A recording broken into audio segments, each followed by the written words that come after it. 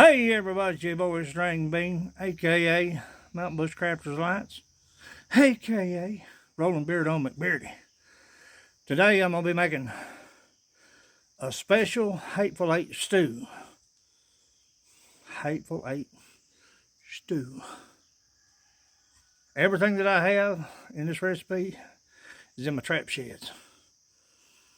All you got to do is supply the meat, whether it be deer, bear, elk, rabbit, squirrel, whatever you catch or whatever you kill can go in this stew.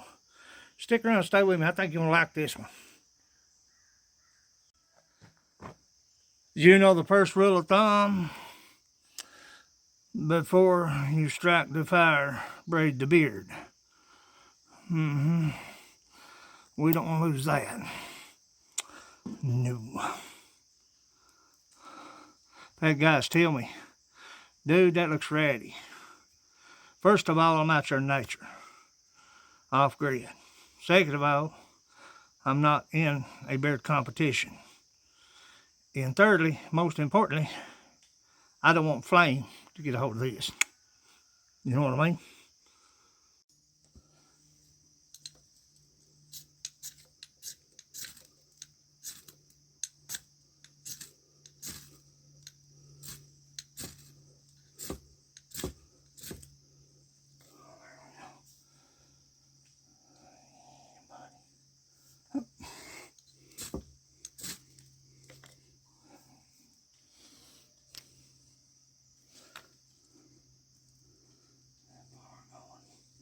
What we want is a bed of coals.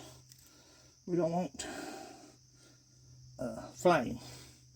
So let's get this built up and get to cooking. Stay with me, children.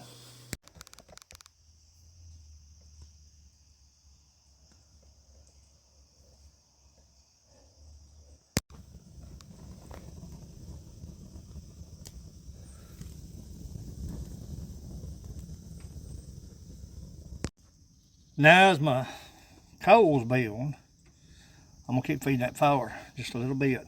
I want it hot down that bed. Don't want flames, want coals.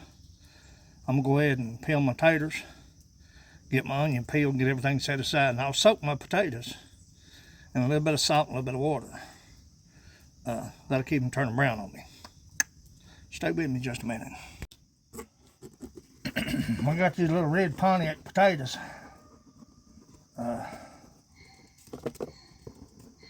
Old Jack down there hollering. Should have brought him a honey bun. For those of you who know about honey bun. But anyway, a lot of people take a brush and just clean these potatoes and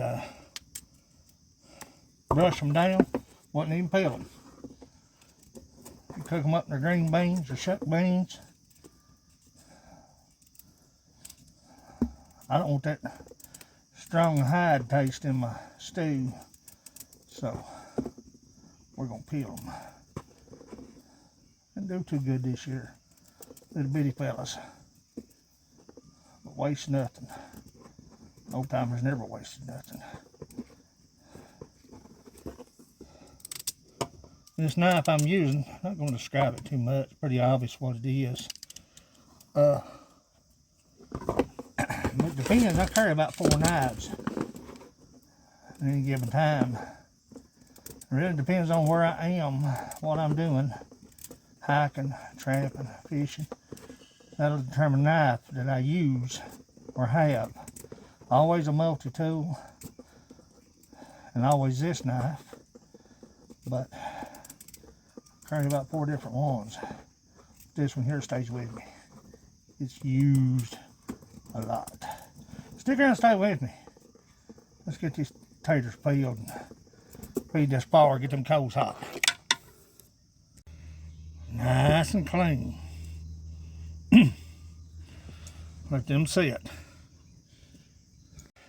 Now what we've got my mid-sized cast iron and a yellow Vidalia onion. We want to sear that meat with that onion to add flavor. Then we'll put it all in the stew. And I'm going to make a roux to thicken up that broth with flour. But one of the reasons you want to do this, if you're outside, you're cooking over an open fire, you want to take every bit of your scraps out of here. Potatoes, onion peels, coyotes and bears love that stuff. So let's get this onion peel and get it in the pan and get our deer venison in here. Stay with me just a minute. I've got my carrots and my potatoes washed. They're ready to go. I'll drain them. Now, if I was at home, what I would do was I would take all my ingredients, whatever kind of meat I was using, whether it be grouse, rabbit, squirrel, groundhog, raccoon, bobcat, bear, elk, deer. I would add that to the crock pot, all of it together, and cook it on low all day long. Being as we're out here, I'm going to fry the venison with my onions.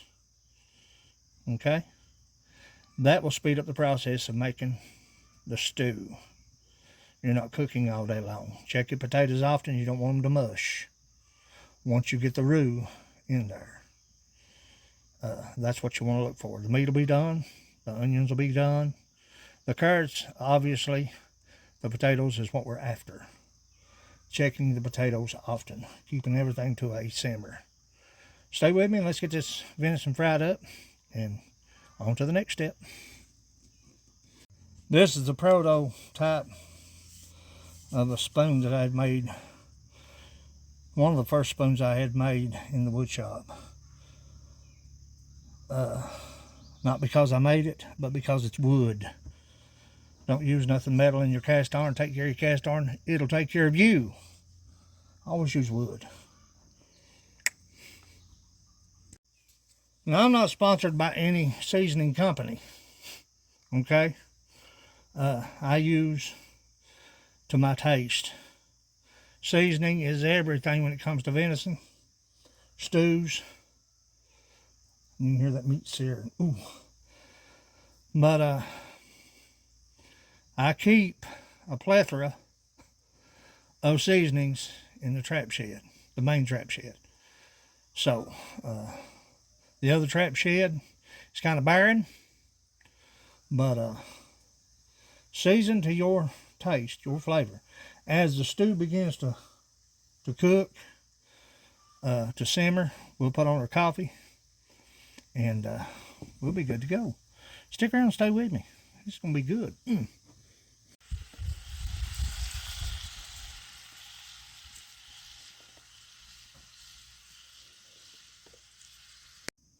Add your carrots and your potatoes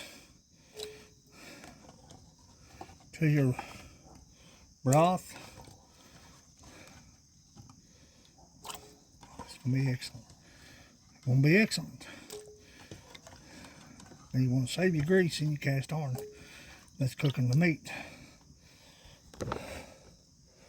Oh, stay with me just a little while.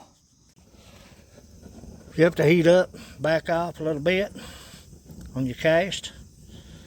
But look at that. God, that's looking good. Smells good too. Cover your cast to save your lard, your grease, your oil, whatever you may be using, peanut oil, whatever you have in the shed, whatever you have on the trail. I carry it on the trail too, a little bottle, peanut oil. Last, don't burn up, don't burn your victuals, but cover your cast iron. We're going to make a roux, thicken up that brine. Acorns falling off on top of the cabin. Nevertheless, you want your potatoes al dente, or as we say in the South, you want them a little snap to them. You don't want them mushy. It just makes for a bad stew. But meat's about done. We're about ready to put this thing on the go. Make a little roux. I'll show you how we do with the roux. That's the reason I sear my meat. If you want a quick meal, a quick stew, shepherd's pie, Brown your hamburger meat. Brown all your meats. You get a good cook that way. If you've got all day to watch it, that's fine and dandy. But if you don't, sear that meat. Because all you have to do now is bring it to a simmer. And you're ready to eat. Took me all of about 30 minutes.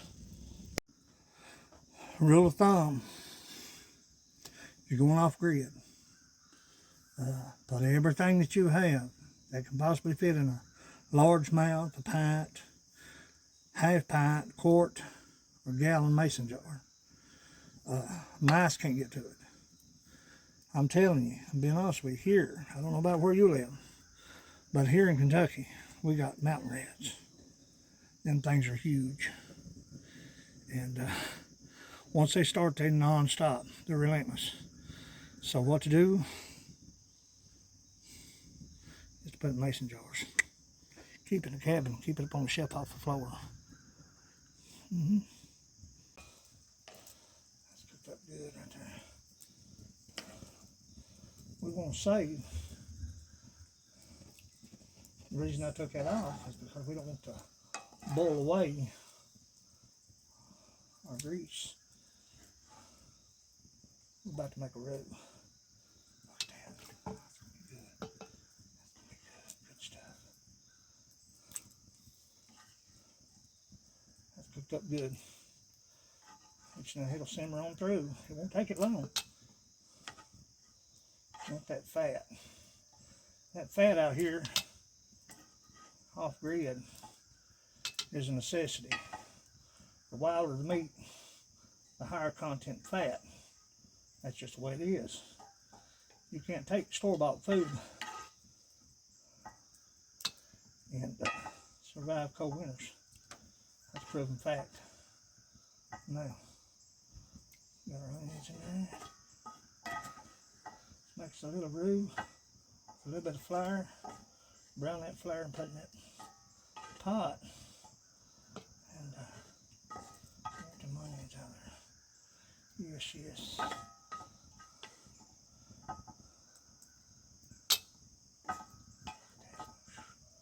That's going to be brown gravy right there.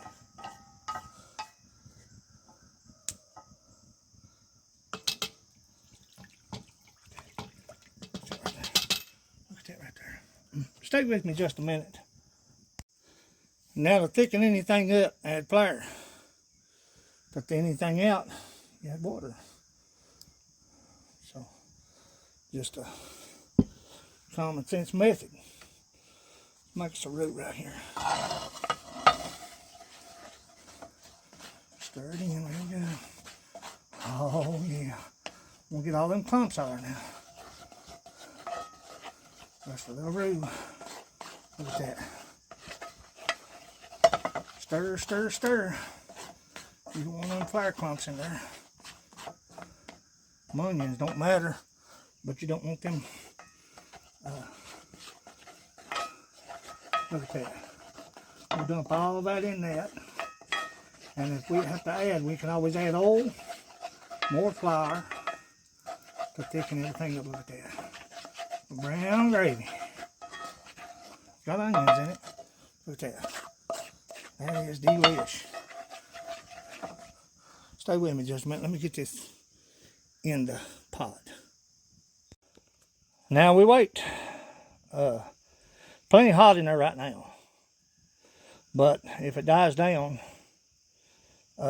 too much and I have to add wood to the fire, say if it's cold temperatures, and I want to keep that Dutch oven up to heat, I'd add wood and I'd back that Dutch oven out away from that fire and let it build coals and scoot it back over. It's not going to cool down that quick.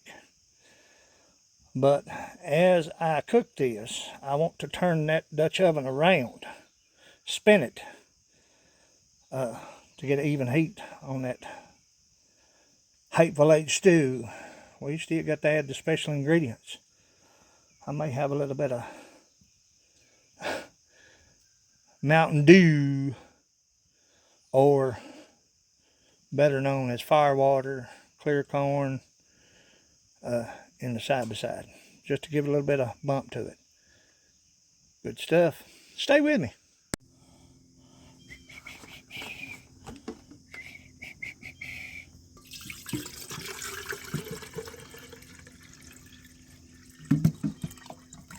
Rule of thumb, fill up your coffee percolator to the bottom of the spout. I use a filter sometimes I don't. It just depends on where I'm at and what I've got. I carry coffee filters for several reasons. To filter water and use a filter system to purify or boil. But a lot of times you get them impurities out if you're stone boiling. You run across a log that's got trapped water and you can get to it.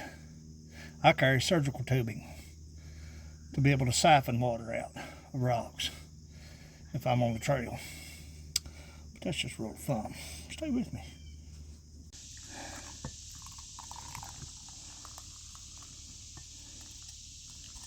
Oh, look at that. Not a ground one. Straight off the car. Still piping hot, still boiling. I'll show you the Hateful Eight Stew in just a moment. Let's see what we're looking at. Look at that. Oh God. Look at that. Rolling bowl, back it off just a little bit, thickening up. We want to be careful not to scorch nothing, burn nothing. Look at that. Look how thick that's getting. Get our taters al dente. A little bit of snap to them. But look at that. That's beautiful. That's a meal right there. Stay with me just a moment. Bring it to a rolling bowl. Add you about 2 ounces or 1.5 ounces of moonshine. Yep, works for me. Now there's several reasons why I carry moonshine. Medicinal purposes, bug bites, antiseptic, sanitizer, fire starter, pain relief. Everclear vodka or moonshine. My advice to you is get you a small bottle, even in your little can stoves. You're on the trail and you need a quick cup of coffee. You get a high proof, good quality moonshine, and you make you a cup of coffee in no time. That's what you want. Toothaches, whatever. But I carry it in a plastic bottle everywhere I go for that sole purpose. Stay with me. The stew's about done. Looks good too, thickening up real nice. Let them taters cook down just a little bit. We'll try her out. Let's take a look and see what we've got. Oh, son. Look at that. That's cooked down. Look how thick. Oh, yeah. Give it about another 10 minutes and we'll get us a bowl of that and try it out. Stay with me now. Let's get us a little jag of that stew. Look at that. Whew. Meal fit for a king out here in the middle of nowhere. Deer venison stew. Stay with me just a minute. We'll try this out. Oh, yeah. Oh, look at that. Deer venison, potatoes, Pontiac potatoes, carrots, Vidalia onion, Kindred steak seasoning, Tony Satchery, and I think it's about 120 or 130 clear corn added to the mix. See what we've got. Them potatoes are off the charts. That roux is excellent. Look at that. Look how thick that roux is. Oh my God, let's see what we got. Oh my God. This is unreal.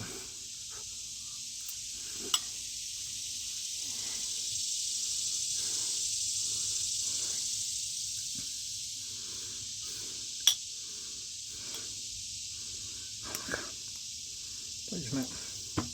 Another bite, please. Fresh cup of coffee. Get off me, fly. Bug.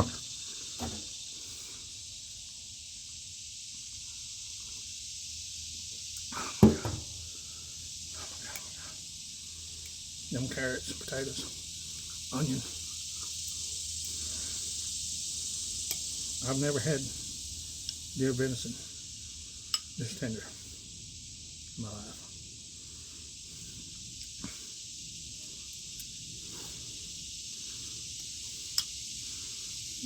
Got my beard.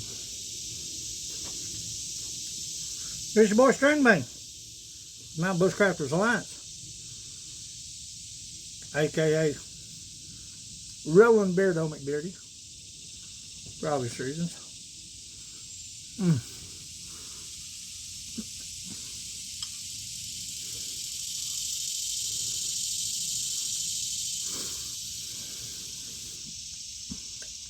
Unreal.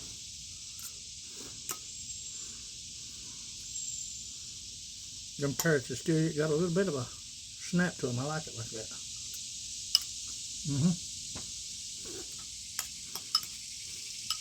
Nevertheless, appreciate you watching. I'm gonna feed my face and head out of here. I'm not gonna lie.